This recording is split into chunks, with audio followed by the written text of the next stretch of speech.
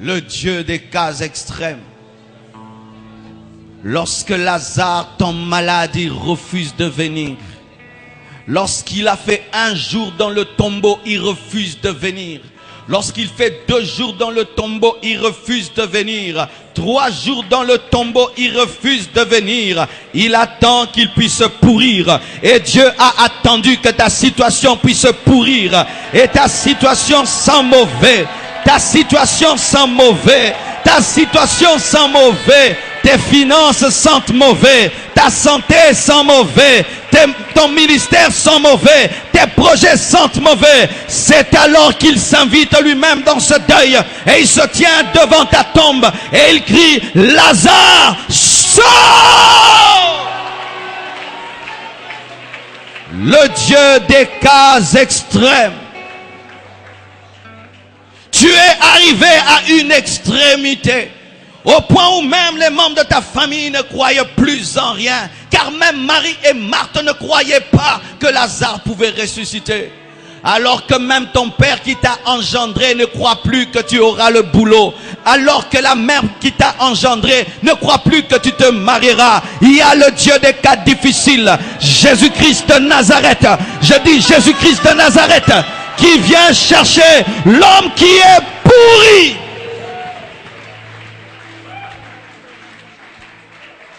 Il a pris une orpheline, pas seulement une orpheline de mère, mais aussi une orpheline de père appelée Esther.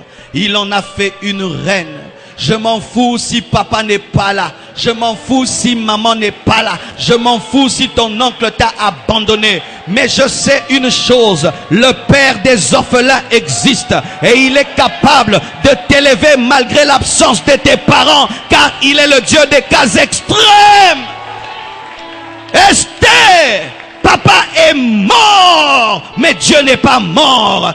Esther, maman est morte, mais Dieu n'est pas mort. Il est le Dieu des cas compliqués et il se plaît de prendre des filles jetées par tout homme et les placer sur le trône royal, de sorte qu'on dise, ça ce ne sont pas les commissions, ça ce ne sont pas les relations, mais c'est Dieu. Il est le Dieu qui invite un bègue à devenir un prophète et à assurer une médiation avec la plus grande puissance mondiale. Il appelle qui? Il appelle un Moïse qui ne sait pas dire clairement son nom. Comment tu t'appelles? Moïse. Mais cet homme qui bégaye, lorsqu'il parle, l'eau devient du sang. Mais cet homme qui bégaye, lorsqu'il parle, les ténèbres viennent. Mais cet homme qui bégaye, lorsqu'il parle, toute une nation est délivrée. Dieu des cas extrêmes. Je suis venu te présenter un Dieu qui n'a pas peur des problèmes, qui n'a pas peur des complications. Celui qui envoie un jeune garçon devant un géant. Au lieu de lui donner une arme, au lieu de lui donner un bouclier, il lui donne une pierre, il lui donne une fronde. Mais cela est suffisant pour terrasser Goliath, le Dieu des cas compliqués. Dieu n'a que faire de ce que tu as dans tes mains. Ce qui importe, c'est ta foi en lui. Ce qui importe, c'est ta foi en lui. Même si tu n'as rien dans tes mains, si tu crois en Dieu, tu vas faire tomber Goliath.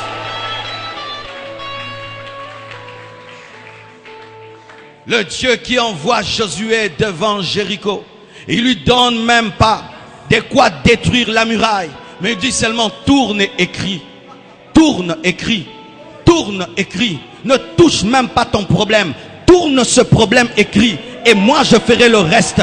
Le Dieu des cas compliqués, mais il ne traite pas les cas compliqués de manière compliquée, il les traite dans la facilité, car ton cas.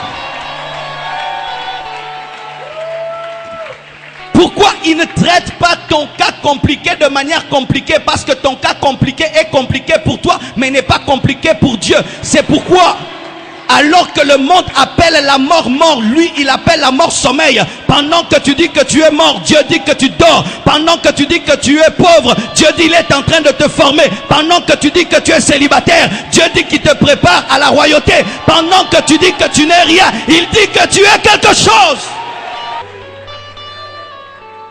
Il est le Dieu qui prend un jeune Joseph. On s'oppose à lui dans sa petite famille de 12 garçons. Mais il peut l'élever dans une grande nation. Il n'arrive pas à contrôler Judas, Lévi et Ruben. Mais il peut contrôler toute l'Égypte.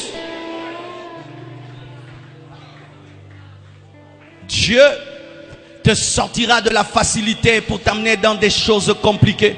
Pourquoi? Il se plaît à régler les problèmes difficiles, parce que plus tu règles des problèmes difficiles, plus tu es glorifié, plus tu es élevé. C'est pourquoi Dieu n'a pas choisi le chemin facile pour quitter l'Égypte vers Canaan, mais il a choisi le chemin de la mer Rouge.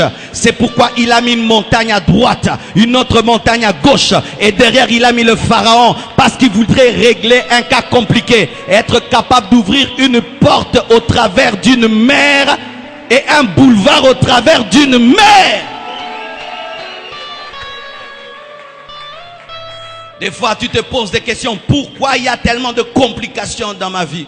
Parce que Dieu veut se glorifier au travers de ce cas compliqué. Pourquoi est-ce que j'ai tellement de combats?